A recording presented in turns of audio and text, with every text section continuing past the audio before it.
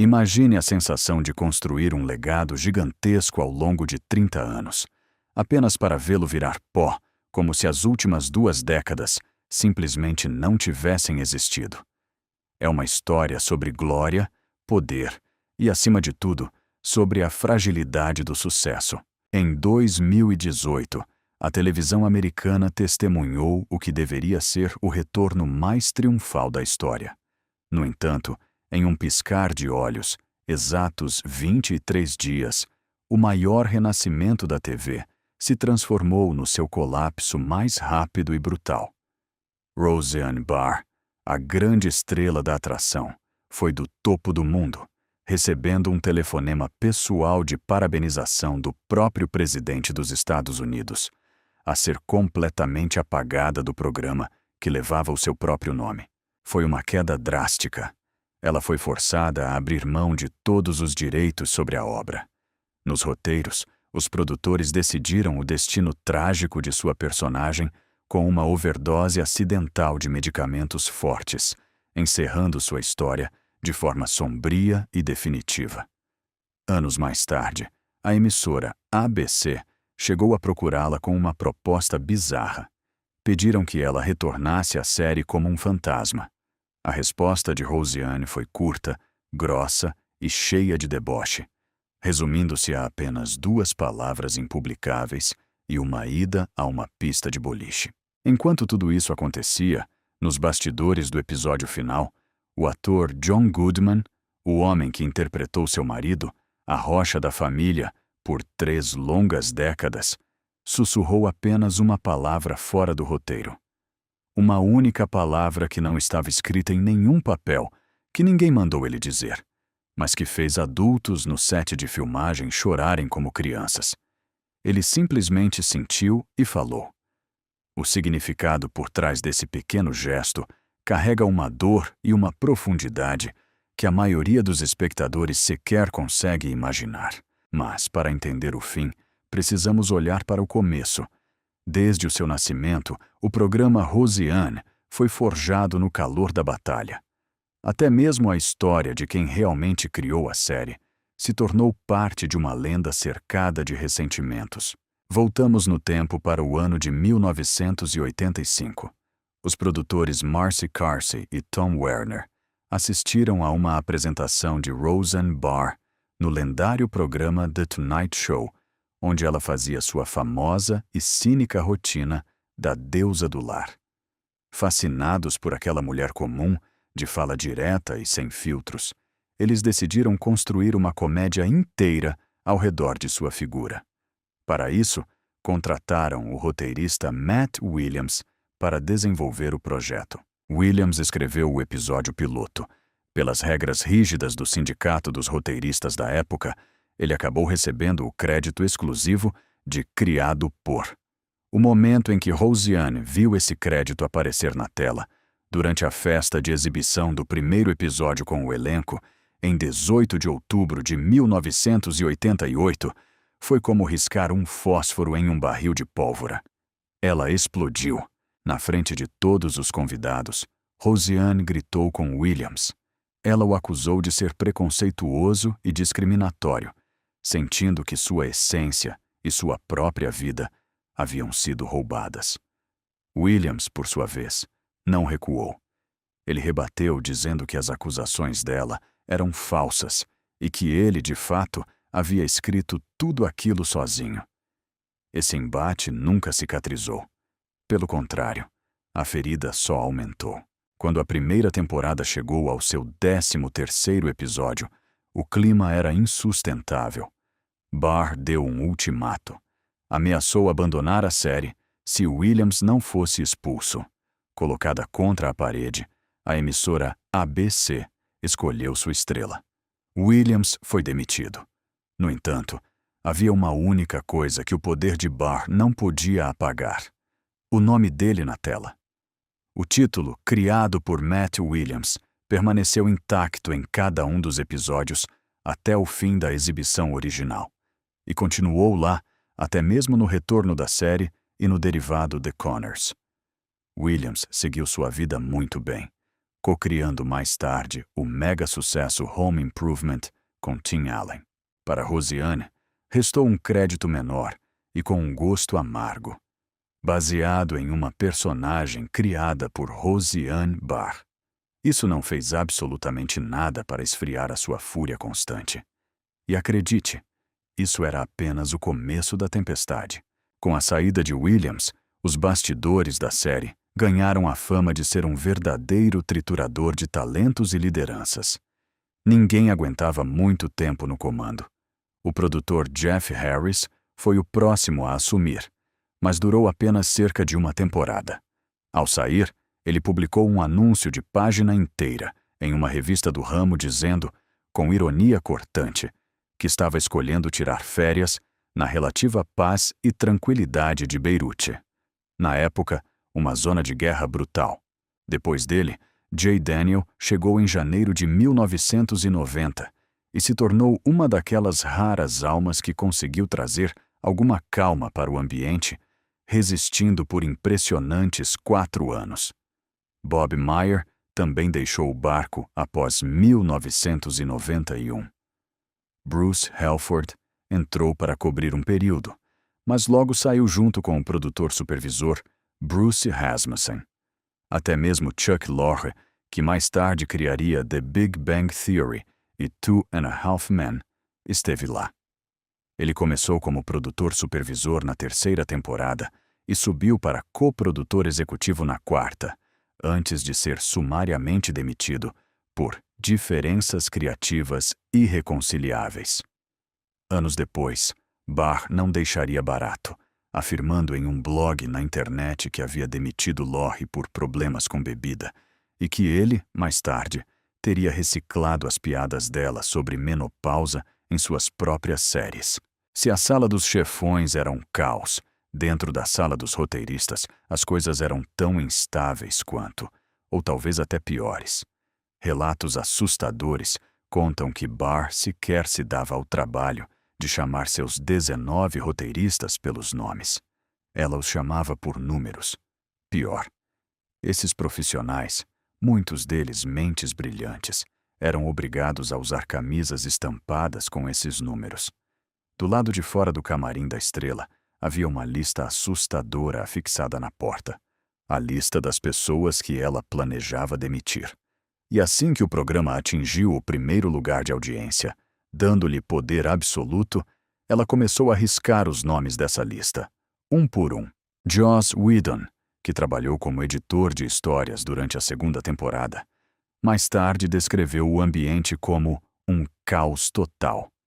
Em seu primeiríssimo dia, Barr reuniu a equipe não para dar as boas-vindas, mas para dar um aviso letal. Qualquer um que ousasse falar sobre a vida pessoal dela seria demitido na mesma hora. A atriz Sarah Chalke, que entrou na 6ª temporada para viver a 2ª versão da personagem Becky, relembrou os bastidores como uma panela de pressão, onde escritores eram demitidos em grupos inteiros. E ainda assim, contra todas as probabilidades, pessoas extremamente talentosas continuavam passando por aquele moedor de carne. Nomes de peso como Amy Sherman Palladino, Norm Macdonald, Danny Jacobson e a icônica Carrie Fisher passaram um tempo trancados naquela sala. Isso torna a história do programa ainda mais fascinante e selvagem.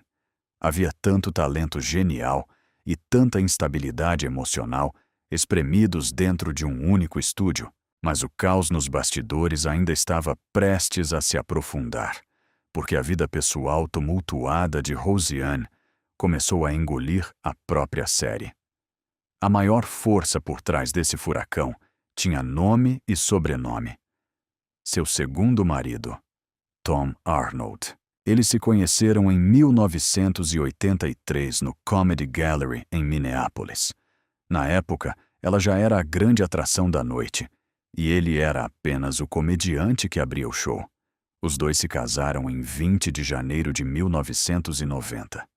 Logo na festa de recepção, Arnold pegou o microfone, levantou-se e soltou uma piada que ecoaria por anos. "Nós somos o pior pesadelo da América. lixo branco com dinheiro. Foi uma frase que ficou cravada na memória das pessoas porque capturava com perfeição cirúrgica a energia que os dois emanavam.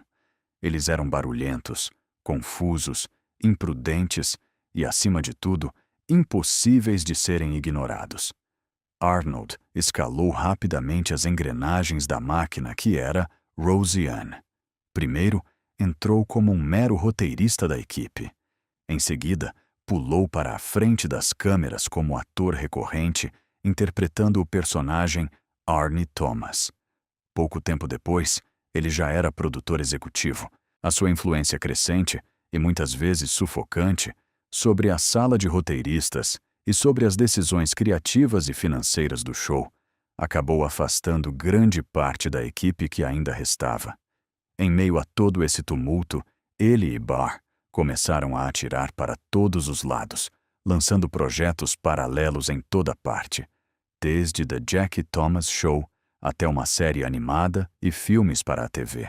No fim, a história de Roseanne é muito mais do que os risos enlatados de uma sitcom americana.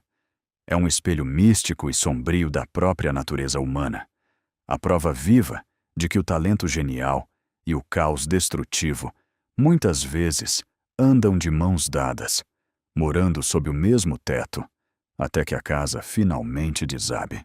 Enquanto as paredes dos estúdios tremiam com as brigas constantes e a tensão diária atingia níveis insuportáveis nos bastidores, o programa principal continuava marchando para a frente, como um trem desgovernado que se recusa a descarrilar. Mas a loucura, que antes estava escondida das câmeras, logo transbordou para fora da televisão e se transformou em um verdadeiro espetáculo nacional. A data era 25 de julho de 1990. O cenário: o imponente estádio Jack Murphy, em San Diego. Roseanne Barr foi a grande convidada para cantar o hino nacional americano antes de uma rodada dupla de beisebol entre os times Padres e Reds, em uma noite dedicada às mulheres trabalhadoras. O convite partiu de Tom Werner, um homem de peso, pois além de ser o produtor executivo da série dela, era o recém-nomeado presidente do time do Padres. Havia cerca de 30.000 pessoas nas arquibancadas, esperando por um momento de patriotismo. O que eles viram, no entanto, foi um desastre ao vivo. Assim que ela abriu a boca, tudo desmoronou. Roseanne começou em um tom alto demais, perdeu a nota, desafinou miseravelmente e praticamente gritou os versos da sagrada The Star-Spangled Banner. A multidão, incrédula e furiosa, começou a vaiar, gritar insultos e atirar garrafas no campo. Como se a performance musical já não fosse ruim o suficiente, ao terminar, ela fez um gesto obsceno e cuspiu na terra do campo. Algo que ela mais tarde tentou justificar, dizendo que era apenas uma piada, uma forma de imitar os trejeitos grosseiros dos jogadores de beisebol. A retaliação veio com a força de um furacão. Os escritórios do time do Padres foram inundados com mais de 1.200 ligações de torcedores furiosos. O arremessador Eric Shaw declarou publicamente que aquilo era um insulto imperdoável, lembrando que soldados haviam derramado sangue e morrido por aquela música. A indignação chegou ao topo do poder. 2 dias depois, a bordo do avião presidencial Air Force One, o então presidente George H. W. Bush chamou o episódio de vergonhoso. Encurralada, Roseanne convocou uma coletiva de imprensa no luxuoso hotel Beverly Hilton. Com seu jeito ácido, ela pediu desculpas por não ter cantado bem, mas não perdeu a chance de alfinetar, dizendo que gostaria de ver o presidente tentar cantar melhor do que ela. Anos mais tarde, em uma entrevista de 2015 para o jornal The Washington Post, ela deu uma versão mais crua daquela noite. Admitiu que errou a nota logo de cara e só queria acabar logo com aquilo. Ela também revelou que mal conseguia ouvir a própria voz no meio de milhares de pessoas bêbadas gritando, mostrando o dedo do meio e atirando garrafas. Tudo isso enquanto essas mesmas pessoas diziam estar defendendo o respeito a uma canção. E aqui entra o grande mistério, a prova viva de como a televisão pode ser bizarra. O escândalo dominou o país inteiro, mas a audiência do programa não sofreu um único arranhão. Pelo contrário, a fúria do público explodiu.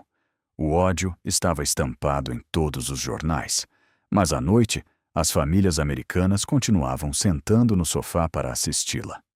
Naquela altura, Roseanne já havia se tornado o programa número 1 da televisão em sua segunda temporada e permaneceu entre os 5 mais assistidos por 6 anos consecutivos. As pessoas podiam odiar o que ela fazia, mas não conseguiam parar de olhar. Avançando para o ano de 1994, a vida pessoal de Roseanne virou, de fato, o roteiro principal. O casamento com Tom Arnold, que havia se tornado parte fundamental da identidade do programa, finalmente desmoronou em pedaços. E o colapso aconteceu ali mesmo, no meio do set de filmagens. Em abril daquele ano, em uma atitude fulminante, Barr demitiu Arnold. Ela ordenou que os seguranças barrassem a entrada dele no estúdio e cancelou todos os seus cartões de crédito. A estrela entrou com um pedido de divórcio e uma ordem de restrição, alegando nos documentos judiciais que finalmente havia percebido que era a clássica esposa agredida e abusada. Foi um choque. Mas como tudo na vida de Roseanne, a história mudou em um piscar de olhos. Apenas 3 dias depois, ela retirou as acusações de abuso e suspendeu o processo. Semanas depois, a guerra recomeçou. Ela entrou com o pedido novamente e, desta vez, não houve volta. O divórcio foi oficializado em 9 de dezembro de 1994. Mais tarde, em uma entrevista ao radialista Howard Stern, Tom Arnold revelou que sua parte no acordo rendeu a ele mais de $20 milhões, incluindo uma fatia lucrativa dos direitos da própria série de TV. Mesmo décadas depois, a amargura entre eles nunca sumiu. Quando Roseanne viu sua carreira afundar novamente em 2018, Arnold disse sem piedade que aquilo tinha que acontecer e que ela queria que acontecesse. Ele a descreveu como alguém que sempre aterrorizou as pessoas, assumindo que ele também tinha seus defeitos, mas que conviver com ela era viver à beira do abismo. A história da série original parecia destinada a ser lembrada assim: um sucesso além da imaginação, mas exaustivo, explosivo e sempre por um fio. E então, contra todas as lógicas do tempo e do esquecimento, o milagre aconteceu. Décadas depois, a série voltou com uma força avassaladora. O renascimento de Roseanne só virou realidade graças à insistência da atriz Sarah Gilbert, que interpretava sua filha, Darlene. A faísca surgiu de uma pequena esquete de humor que ela gravou com John Goodman em um programa matinal, onde eles reviveram seus velhos personagens. A química continuava lá, intacta. A rede ABC comprou a ideia na hora. O elenco de peso, Barr, Goodman, Laurie Metcalf e Gilbert, assinou contratos de $250 mil por episódio para uma 10ª temporada de 9 capítulos. Quando a série retornou em 27 de março de 2018, os números de audiência chocaram o mundo do entretenimento. Foram 18,45 milhões de espectadores ao vivo. Quando as exibições gravadas foram somadas, o número saltou para absurdos 27,26 milhões. Foi o maior salto de audiência já registrado na história da televisão por qualquer emissora e se tornou a comédia mais assistida em quase 4 anos. O sucesso foi tão estrondoso que até o então presidente Donald Trump pegou o telefone para parabenizá-la pessoalmente. Por um breve e brilhante momento, esta parecia ser a maior e mais bela história de redenção da TV moderna. A filha pródiga havia retornado para retomar seu trono, mas de forma trágica, tudo virou pó do dia para a noite. por volta das 2 da manhã do dia 29 de maio de 2018, apenas 2 curtos meses após a estreia triunfal, Roseanne pegou seu celular. Na solidão da madrugada, ela digitou a mensagem que destruiria seu próprio império. Referindo-se a Valerie Jarrett, uma ex-conselheira sênior do presidente Barack Obama, Roseanne publicou uma postagem de cunho racial profundamente ofensiva. E não parou por aí. O tweet foi apenas a cereja do bolo de uma série de ataques virtuais naquela noite, que incluíram teorias da conspiração e termos grotescos direcionados a outras figuras políticas, como George Soros e Hillary Clinton. Quando o sol nasceu na manhã seguinte, o estrago já estava feito. As consequências foram muito mais rápidas do que os executivos de terno e gravata das emissoras poderiam prever, provando uma dura realidade. Você pode levar 30 anos para construir um legado, mas basta um único instante de insensatez para destruí-lo para sempre. Se a madrugada havia sido o momento em que Roseanne acendeu o pavio, a tarde seguinte foi a explosão completa.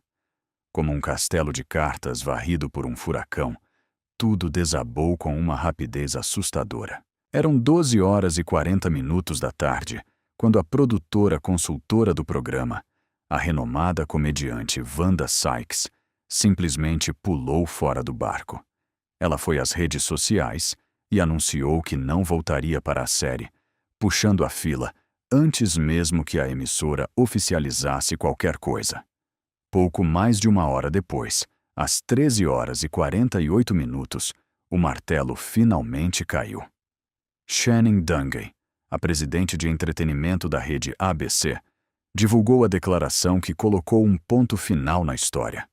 Ela usou palavras duras, chamou a postagem de Barr de abominável, repugnante e inconsistente com os valores da emissora, decretando o cancelamento imediato do show. O chefão de toda a Disney, Bob Iger, veio a público logo depois. Ele disse que só havia um caminho a seguir e que aquela era a atitude correta, revelando que ele próprio já havia ligado pessoalmente para a ofendida Valerie Jarrett para pedir desculpas.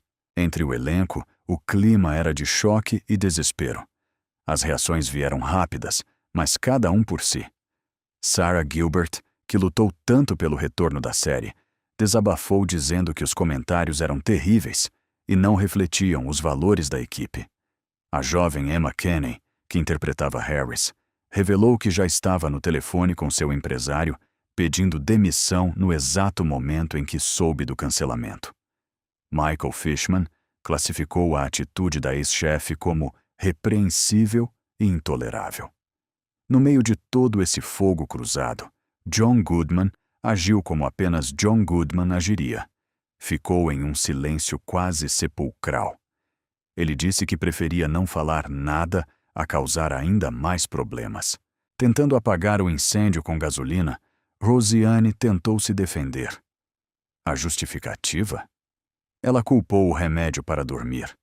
A atriz escreveu que passava das 2 da manhã e que estava tuitando sob o efeito do medicamento Ambien.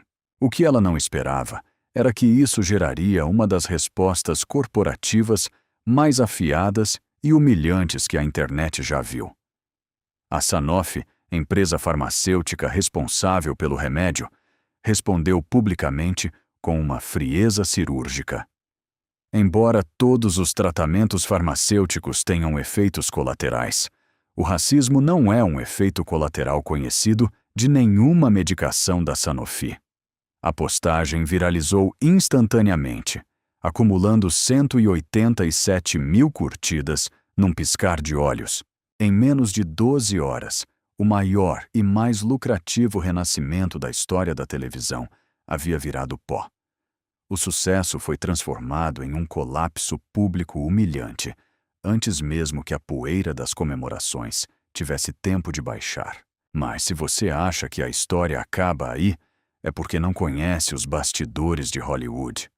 O dinheiro não dorme. No exato dia seguinte ao cancelamento, enquanto o mundo ainda falava sobre o escândalo, o produtor Tom Werner já estava no telefone com a presidente da ABC, implorando por um plano B, um spin-off, uma série derivada. Foi uma corrida contra o tempo. Em menos de uma semana, Werner, o produtor Bruce Helford e a atriz Sarah Gilbert já desenhavam o que viria a ser a série The Conners. Em 21 de junho de 2018, míseros 23 dias após Roseanne ser cancelada, o novo programa recebeu o sinal verde oficial. Havia, porém, uma pedra gigantesca no caminho: Roseanne Barr. Ela era a dona da propriedade intelectual. Qualquer série derivada com seus personagens significaria que ela continuaria ganhando dinheiro e opinando nas sombras. A solução? Cortá-la pela raiz. Werner costurou um acordo brutal que removeu Barr completamente da equação. Ela abriu mão de qualquer participação criativa ou financeira. O valor exato que a convenceu a assinar nunca foi revelado, mas a ferida doeu. Mais tarde, Roseanne confessou que Werner a manipulou, dizendo que ela seria vista como uma heroína por salvar os empregos de mais de 200 pessoas da equipe. Ela também alegou que ele prometeu defendê-la publicamente contra as acusações de racismo e manter as portas abertas para um retorno futuro. Segundo Barr, essas promessas eram vazias e nunca se cumpriram. Especialistas estimam que assinar aquele papel custou a ela pelo menos 100 milhões de dólares em futuros direitos de exibição. Quando The Conners estreou em 16 de outubro de 2018, o país inteiro sintonizou para descobrir a resposta para uma única pergunta: como diabos eles vão continuar a história sem a Roseanne? O primeiro episódio abriu com a família reunida na cozinha, 3 semanas após o funeral da matriarca. No início, a história contada era de que ela havia sofrido um infarto fulminante durante o sono. Mas logo em seguida, a personagem Becky encontrou um frasco escondido de comprimidos. Uma autópsia corrigida revelou a dura e sombria verdade. Roseanne Conner morreu de uma overdose acidental de opioides. Foi uma sacada cruel e inteligente dos roteiristas, amarrando a morte à história que já vinha sendo contada na temporada anterior sobre o vício dela em analgésicos após uma cirurgia no joelho. Barr, que descobriu sobre o destino trágico de sua personagem lendo os jornais, não perdoou. Naquela mesma noite, ela disparou um tweet irônico e cheio de raiva. Eu não estou morta, seus idiotas. Apesar de toda a polêmica, o barco seguiu flutuando. A audiência da estreia caiu 43% em relação ao retorno triunfal de Roseanne. Mas com 10,5 milhões de espectadores, ainda assim foi a nova comédia mais assistida daquele ano. Enquanto Barr ficava do lado de fora, de mãos atadas, o elenco restante começava a enriquecer. Goodman, Metcalf, Gilbert e Lizzie Goranson começaram ganhando $250 mil por episódio. Na segunda temporada, o valor saltou para $375 mil e na quarta já batiam a marca de $400 mil cada um. No meio de todo esse dinheiro e reconstrução, uma mágoa profunda continuou queimando no peito de Roseanne. O mais curioso é que ela não direcionou seu ódio mais pesado à rede ABC, nem à Disney, e nem aos executivos de terno que a demitiram. Sua fúria tinha um alvo muito específico: Sarah Gilbert. Para Roseanne, a mulher que interpretou sua filha por décadas foi a verdadeira arquiteta de sua ruína. Em uma entrevista carregada de rancor ao The Washington Post, em 2019, Barr declarou com todas as letras que Gilbert havia destruído não apenas o programa, mas a sua vida, com as declarações que deu logo após o infame tweet. E para provar que a ferida jamais cicatrizaria, Roseanne usou uma metáfora assustadora, comparando a ex-colega ao canibal Hannibal Lecter. Ela disse que Gilbert nunca ficaria satisfeita até devorar o seu fígado acompanhado de um bom vinho Chianti. E esse ressentimento amargo e pesado não parou por aí, ganhando ainda mais força e veneno anos depois, provando que no teatro da vida real, algumas cortinas nunca se fecham de verdade. Nesse palco onde a vida real e a ficção se misturam de forma cruel, a acusação de Roseanne contra Sarah Gilbert carregava o peso de uma tragédia familiar. Para Barr, a facada nas costas doeu ainda mais, porque, segundo ela, foi Gilbert quem implorou de joelhos para que o programa voltasse. A ex-filha da TV teria prometido ser o seu escudo, garantindo que, desta vez, ninguém teria permissão para atacá-la ou machucá-la. Quando a jornalista Megyn Kelly sugeriu, em uma entrevista, que Gilbert a havia esfaqueado pelas costas, Roseanne não apenas concordou. Ela disse que a ex-colega torceu a faca repetidas vezes. Barr também acusou Gilbert de fazer uma turnê de vitimização, indo ao programa The Talk todos os dias para chorar e dizer ao mundo o quão chocada estava com o racismo da ex-chefe. Roseanne contou que precisou ligar para Gilbert, avisando em tom de ameaça para que ela parasse de falar o seu nome. E, de fato, a poeira abaixou. Gilbert adotou uma postura pública muito mais contida e madura. Falando ao The Washington Post, ela disse que estava com o coração despedaçado e extremamente decepcionada com o colapso do programa original, mas deixou uma mensagem de amor incondicional. Barr sempre seria considerada sua família. A atriz confessou que sabia da natureza imprevisível de Roseanne, mas que acreditou na promessa de que aquele retorno seria a grande redenção da comediante. Desde então, Gilbert escolheu o silêncio, recusando-se a alimentar a fogueira da inimizade, mesmo enquanto Barr continuava jogando lenha. E no meio desse fogo cruzado de ressentimentos estava John Goodman.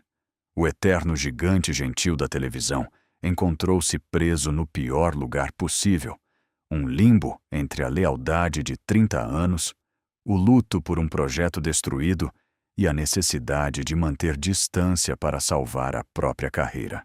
Na mesma entrevista de 2019 ao Washington Post, Goodman foi sincero. Ele chamou o tweet de Roseanne de estúpido e incoerente, mas defendeu a amiga, afirmando que sabia, com toda a certeza do mundo, que ela não era racista. Ele tentou procurá-la, mandou mensagens após a demissão, mas foi recebido com o silêncio. Roseanne não poupou nem mesmo seu marido da TV.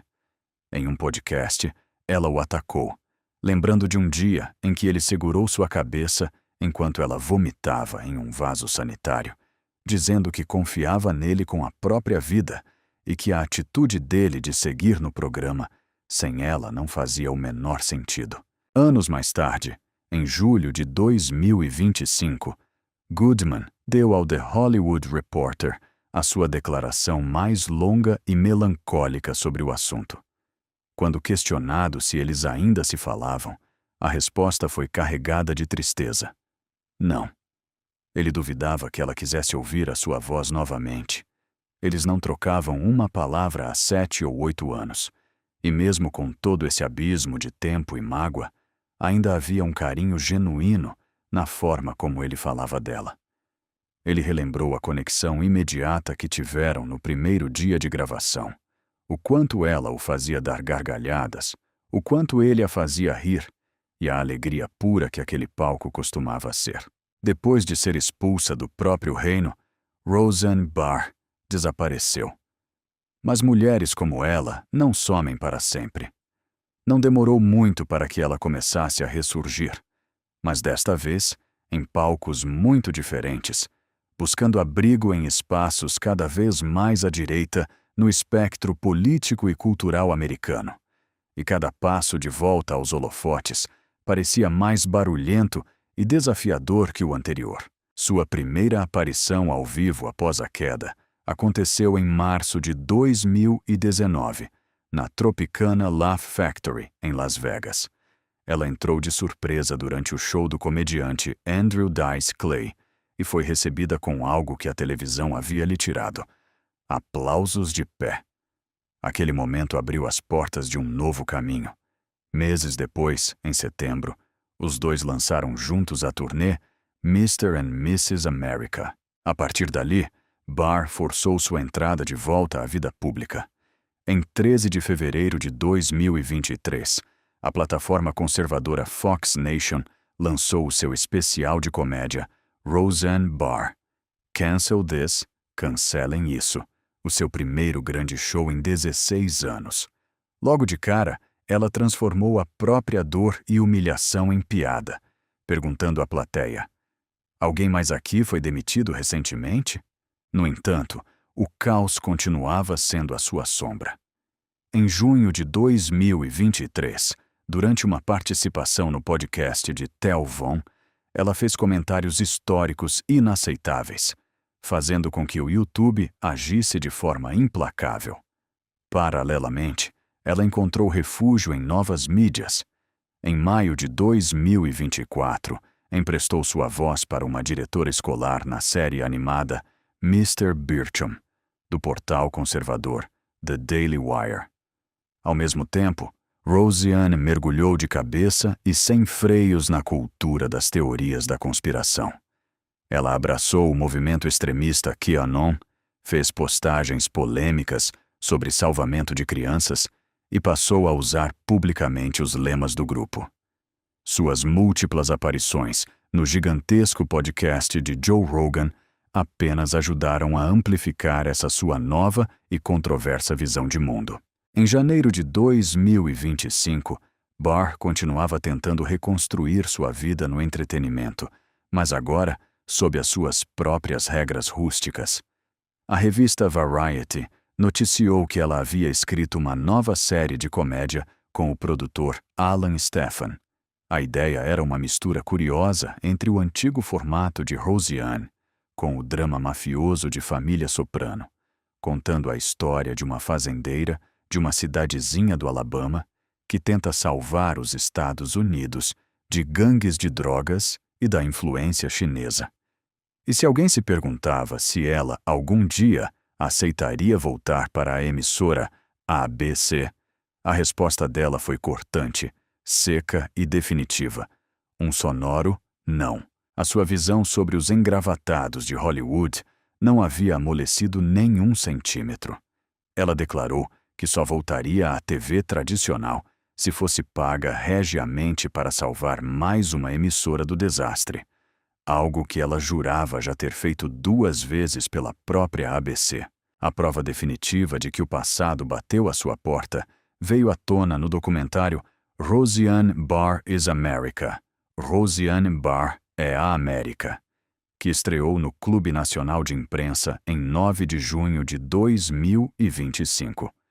O filme deu a ela um palco limpo para revelar o que talvez tenha sido a reviravolta mais bizarra de toda essa saga. Segundo Roseanne, os executivos da ABC entraram em contato com ela tempos depois da demissão, com uma proposta inacreditável.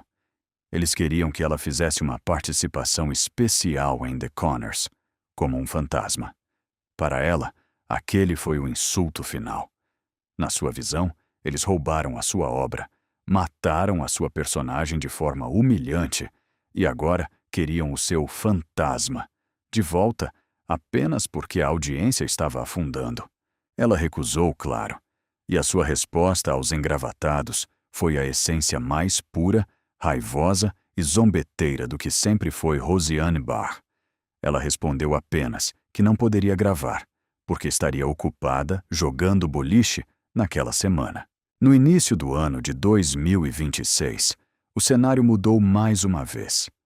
Longe dos estúdios brilhantes de Los Angeles, a mulher que já foi a rainha da América vendeu sua tranquila fazenda de nozes de macadâmia de 46 acres no Havaí por 2,6 milhões de dólares e partiu para o interior rústico do Texas. Lá, no refúgio do seu próprio podcast, longe das luzes das grandes emissoras, a comediante de fala dura revelou algo profundamente humano e frágil. Ela confessou aos seus ouvintes que estava com um problema no coração. Um coração literalmente doente e danificado. Mas, como tudo na vida de Rosianne Barr, até mesmo a confissão da própria mortalidade não veio com lágrimas. Ela veio embrulhada no mesmo humor sombrio, irônico e espinhoso que ela sempre usou como escudo, desde os seus dias de pobreza até o topo do mundo. A única maneira que ela encontrou para manter os seus medos e, talvez, os seus arrependimentos a uma distância segura. Até mesmo sobre o seu próprio coração doente, Roseanne Barr encontrou uma maneira de fazer piada. No seu podcast, ela brincava com a ideia macabra de ir ao médico, descobrir que havia algo errado, tentar entrar em forma, deitar-se em uma mesa de cirurgia e simplesmente morrer ali mesmo. Era engraçado daquele jeito torto que só o humor dela conseguia ser. A risada escapava da boca, mas vinha acompanhada de um aperto no peito e de um sorriso triste. Enquanto Rosianne construía, tijolo por tijolo, a sua vida após o exílio da TV, o programa que nasceu de suas cinzas, The Conners, caminhava para o seu fim inevitável. Em 10 de maio de 2024, a rede ABC renovou a série para uma 7ª e última temporada, mas com uma condição amarga. Seriam apenas 6 episódios. Essa curta e derradeira jornada começou em março de 2025 e chegou ao seu ponto final em 23 de abril daquele mesmo ano, com um encerramento dividido em 2 partes. De uma forma que parecia dolorosamente poética, a história final girou em torno de uma ferida antiga. A família Conner decidiu processar uma grande empresa farmacêutica, responsabilizando-a pela morte da matriarca Rosianne por overdose de medicamentos prescritos. Depois de tudo, de todo o luto, de toda a raiva acumulada e de uma exaustiva batalha judicial, o viúvo Dan recebeu um acordo em dinheiro. O valor? Míseros $700. Era uma quantia minúscula, quase absurdamente patética. Mas essa era a alma da coisa. Esse sempre foi um programa que batia o pé para mostrar que a vida da classe trabalhadora não se transforma magicamente em um conto de fadas. O final precisava ser cru, real e, acima de tudo, um reflexo das injustiças do mundo comum. E então veio o instante que fez o país inteiro prender a respiração. Após o restante da família sair de cena, Dan Conner ficou completamente sozinho na sala de estar. Ele sentou-se naquele velho e famoso sofá de tecido estampado. A casa estava mergulhada no silêncio. Lentamente, o ator John Goodman virou o rosto na direção da câmera e, com a voz embargada, sussurrou apenas 2 palavras. Boa noite. Aquelas palavras não existiam no roteiro. Depois de dizê-las, ele se levantou de ombros pesados e caminhou em direção ao quarto que, décadas antes, dividia com Rosianne. O produtor executivo Dave Kaplan mais tarde revelou que a atitude pegou toda a equipe de surpresa, mas pareceu tão tocante e dolorosamente real que eles não ousaram cortar. Goodman simplesmente sentiu que precisava fazer aquilo. E eles deixaram. Para o ator, não era apenas o velho Dan se despedindo do público, era um adeus de todos eles. Logo depois, uma montagem com cenas antigas e clássicas da série original encheu a tela, provocando nostalgia. Contudo, o rosto e a imagem de Rosianne Barr foram totalmente excluídos do vídeo, apagados da própria história que ela ajudou a criar. Tudo por causa de cláusulas e contratos judiciais implacáveis. No seu apagar das luzes, The Conners arrastava uma audiência de cerca de 3,1 a 3,3 milhões de espectadores. Era uma queda vertiginosa de 83% em comparação com a estreia gigantesca do Renascimento de 2018. Claro, parte disso era o reflexo do colapso da televisão tradicional, mas não deixava de ser um número melancólico. Nos dias finais, os produtores ainda tentaram resgatar fantasmas do passado glorioso. Convidaram George Clooney, que havia interpretado Booker Brooks no início dos anos 90, para fazer uma última aparição. A resposta do grande astro de Hollywood? Um simples e direto não. E Roseanne? Ela não assistiu a um único segundo de tudo isso. Seu filho, Jake Pentland, declarou aos sites de fofoca que a mãe sequer sabia que The Conners havia chegado ao fim. O motivo era simples. Ela nunca havia assistido a um episódio sequer do derivado. Quando falou com a revista Us Weekly, Jake foi ainda mais duro em nome da família, dizendo com desprezo que eles não se importavam com cópias baratas. No entanto, contra todas as expectativas, a linha emocional mais bonita e estranha de toda essa tragédia televisiva não veio de Barr, de Goodman ou de Sarah Gilbert. Veio de Michael Fishman. Ele era o menino que interpretou D.J. Conner desde que tinha apenas 6 anos de idade. Em muitos aspectos, Fishman cresceu e virou o homem dentro daquela história, debaixo daquelas luzes de estúdio. Então, em agosto de 2022, ele recebeu uma notícia fria. Foi avisado de que não retornaria para a 5ª temporada. Nenhuma explicação pública decente foi dada. O menino que esteve lá desde o começo foi varrido para escanteio, e no dia do grande episódio final, o seu personagem sequer apareceu ou teve o nome mencionado. Qualquer pessoa esperaria que ele se afogasse em amargura. Os fãs queriam sangue. A mídia procurava conflito. Em vez disso, Fishman respondeu com uma classe silenciosa que desarmou todo mundo. No Dia das Mães de 2025, ele foi ao Instagram. Publicou um vídeo antigo abraçado com Roseanne e seus irmãos da TV e escreveu: "Feliz Dia das Mães a todas as grandes mães. Roseanne alcançou seu objetivo ao criar a mãe de TV mais envolvente e autêntica de todas." 2 dias antes, ele já havia postado a sua cena favorita do show original, aquela em que o pequeno DJ reclama que o Chile de Roseanne estava meio sem graça, e a chamou de o momento definidor de sua juventude como ator. Quando os fãs o pressionaram na internet, revoltados por ele ter sido apagado do final da série, ele se recusou a entrar em guerra. Ele disse de forma mansa que as pessoas pareciam viciadas em buscar polêmicas e brigas, mas que, dentro dele, só existia espaço para a empatia e a compreensão. Essa atitude fez de Michael Fishman um gigante moral na história. Ele foi o único membro do elenco que teve a coragem de honrar Roseanne Barr publicamente. Ninguém mais o fez. Os outros seguiram em frente, carregando suas próprias bagagens. John Goodman já havia mudado a sua vida anos antes, ficando completamente sóbrio em 2007, após 3 décadas de alcoolismo pesado.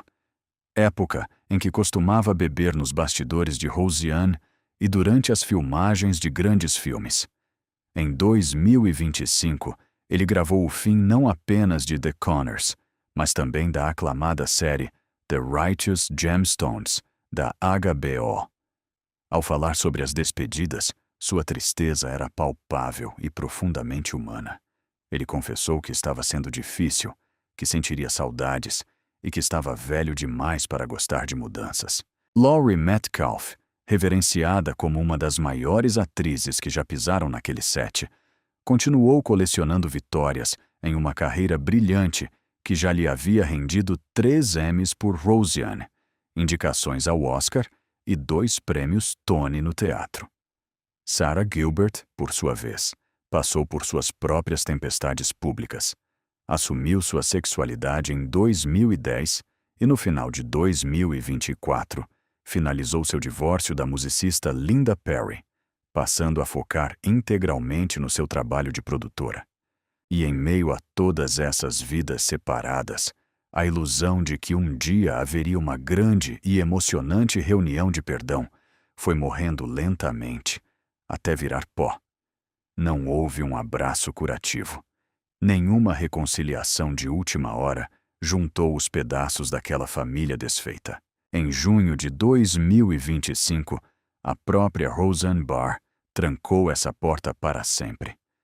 Em uma entrevista ao canal conservador Fox News, ela declarou friamente que não era amiga de nenhum deles e que todos pertenciam ao passado.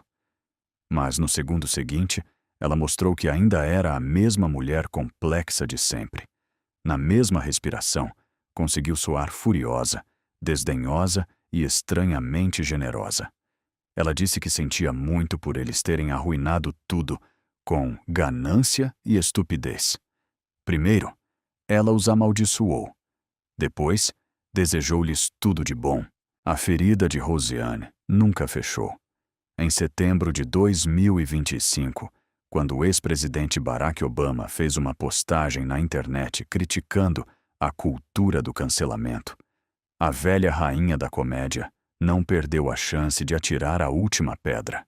Ela rebateu a mensagem dele, arrastando toda a sua dor de volta à arena política, perguntando, com o dedo em riste, se Obama se lembrava do dia em que ele e sua esposa ligaram para o presidente da Disney para exigir a cabeça dela numa bandeja. No fim, a história da família Conner e de sua criadora não é uma comédia sobre pessoas que vencem no final. É uma crônica melancólica e dolorida sobre como o talento e o amor podem construir impérios, mas são as palavras não ditas e os rancores mal curados que mais cedo ou mais tarde acabam por derrubá-los. Acabam por derrubá-los. Acabam por derrubá-los. Acabam por derrubá-los.